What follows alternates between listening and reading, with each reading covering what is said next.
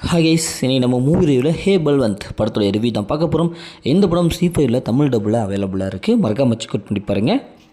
இந்த படம் ஒரு காமெடி அதிரடி ஆக்ஷன் மூவியாக வெளிவந்திருக்கு. இப்போ இந்த படத்தோடைய கதையை பார்த்துடலாம். ஹீரோடைய அப்பா ரொம்ப பணக்காரராக இருக்கார். அவர் ஒரு தொழில் பண்ணுறாரு. அந்த தொழில்னால தான் இந்தளவுக்கு பணக்காரராக இருக்கார். அதனால் ஹீரோ ரொம்ப ஹாப்பியாக இருக்காங்க. ஆனால் ஹீரோவுக்கு இந்த விஷயம் தெரியாது. ஹீரோவுடைய லட்சியமே தன்னுடைய அப்பாவுடைய தொழிலை இவர் முன்னாடி நின்று நடத்தணும் அப்படின்னு சொல்லிட்டு இவர் எவ்வளவோ முயன்று பார்த்தோம் அப்பாவுடைய தொழிலை கண்டுபிடிக்கவே முடியல. ஒரு கட்டத்தில் அவருடைய தொழிலை அவர் கண்டுபிடிச்சிடறாரு. பார்த்தா அது இல்லீகல் பிஸ்னஸ். இதனால் கட்டுப்பான ஹீரோ எப்படியாவது அந்த தொழிலை போட்டு அழிச்சிடணும்னு சொல்லிட்டு அதற்கு எதிராக இவர் செயல்படுறாரு.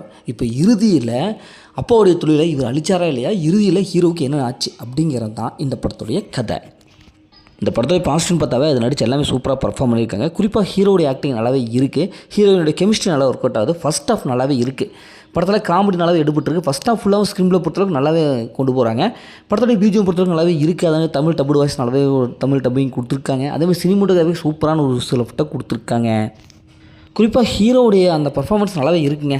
ஏன்னா இவர் காமெடி பண்ணுறாரு, ஃபைட் பண்ணுறாரு, இப்படி எல்லா விதமான பர்ஃபார்மன்ஸ்லேயும் நல்ல ஒரு தன்னுடைய ஹீரோ அப்படின்ட்டு ஒரு அடையாளம் காட்டிக்கிறாரு. அது நல்லாவே வந்திருக்கு. இந்த படத்தை மைனஸ்னு பார்த்தா செகண்ட் ஹாஃப் தாங்க. ஏன்னா செகண்ட் ஹாஃப் அந்தளவுக்கு இல்லை, ப்ரிடிக்டபுளாக இருக்குது. காமெடி இருக்குது, ஆனால் அந்த காமெடி ரசிக்கிற மாதிரி இல்லை, கொஞ்சம் க்ரன்ச்சாக இருக்குது. செகண்ட் ஹாஃபில் இன்னும் கொஞ்சம் என்கேஜாக கொடுத்துருக்கலாம். படம் பார்த்தா ஒரு மாதிரி போகுது, என்னடா ஃபஸ்ட் ஹாஃபில் இந்த ஸ்பீடு இல்லையே அப்படிங்கிற மாதிரி தோணுது. ஏன்னா அந்தளவுக்கு படத்தை ரொம்ப ஸ்லோவாக இருக்குது. அதேமாதிரி கிளைமேக்ஸும் அந்தளவுக்கு இல்லை. ட்விஸ்ட் எண்டிங்லாம் மெயின்டைன் பண்ணவே இல்லை, கனெக்ட் ஆகவே இல்லைங்க. செகண்ட் ஹாஃப் சுத்தமாக கனெக்ட் ஆகவே இல்லை. இந்த படத்தில் அந்த மாதிரி சென்ஸில் இல்லை. மொத்தத்தில் அந்த படம் எப்படி இருக்குது, சூப்பராக சொன்னாங்கன்னா இந்த படம் ஒரு ஒன் டைம் வாட்சபிள் தான் நாங்களும் சொல்கிறேன். ஓகே, இதே மாதிரி அடுத்த ஒரு புதிய மூவி ரிவ்யூவில் சந்திப்போம்.